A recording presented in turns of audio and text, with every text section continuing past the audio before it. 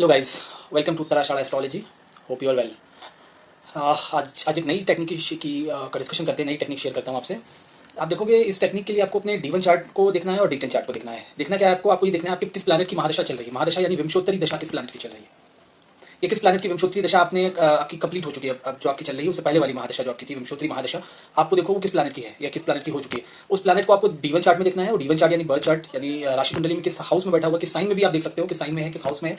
और आपको D10 में भी देखना है, दशांशा चार्ट में देखना है कि आपके D10 चार्ट में वो किस हाउस में है, खासकर किस हाउस में। अगर आपको अपना बर्थ टाइम सही पता है तो आपको पता होगा कि आपके D10 का राइजिंग क्या है। उसके अकॉर्डिंग आप देख सकते हो कि वो महादशा का जो लॉर्ड है, जो स्वामी है, जिस प्लैनेट की महादशा चली वो D10 के किस हाउस में है।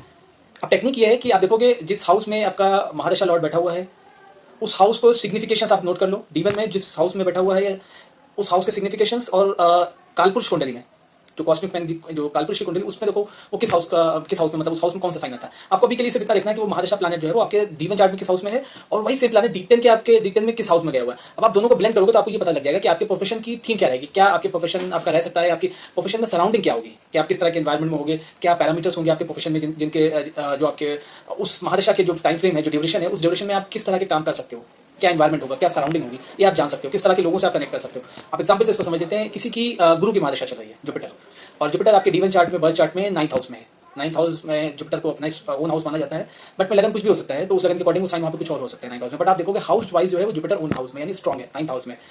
तो 9th हाउस के सिग्निफिकेशंस क्या होते हैं, आपका टीचिंग, प्रीचिंग, लॉ, कंसल्टेंसी, आप काउंसलिंग, साइकोलॉजी, रिलीजियस नॉलेज, आपकी higher learning, long distance travel, ये सब बेसिक सिग्निफिकेशंस मैं बता रहा हूँ 9th हाउस के। अब आपने देखा कि सेम जुपिटर जो है वो D10 चार्ट में आपका सपोज करो 3rd हाउस में चला गया।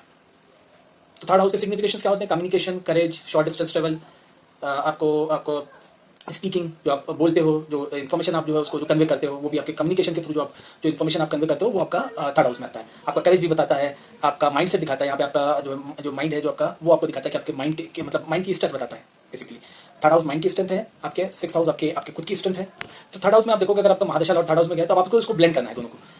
9th house teaching, preaching, consultancy, counselling, psychology, ये सारी चीज़ें हो गई। हायर लर्निंग मतलब आपके PhD हो गई, मास्टर्स हो गया, ये सारी चीज़ें। 3rd हाउस क्या है, शॉर्ट डिस्टेंस ट्रेवल, कम्युनिकेशन। अगर प्रोफेशन की बात करिए, बंदा प्रोफेशन में है तो आप इसके प्रोफेशन को किस तरह से बता सकते हो कि इस पीरियड में जुपिटर की महादशा में इसने counselling, preaching, teaching, consultancy, psychology, higher learning, इस तरह की चीज़ों को 3rd हाउस के थ्रू यानी कम्युनिकेशन के थ्रू कन्वे किया है। तो ये आपको कोई काउंसलर हो सकता है, या आपको कोई टीचर प्रीचर हो सकता है, ये कोई आपका प्रोफेसर हो सकता है, या आपका कोई जिसने मतलब काउंसलिंग सेशन दिए हों, साइकोलॉजी पे बोला हो, जो जिसने मोटिवेशनल स्पीकर भी हो सकता है। तो इस तरह से आप इसको ब्लेंड कर सकते हो। अब देखो आपका जो इस प्लैनेट की महादशा गई है, आपके नोन में जिनकी महादशा जा चुकी है, चल रही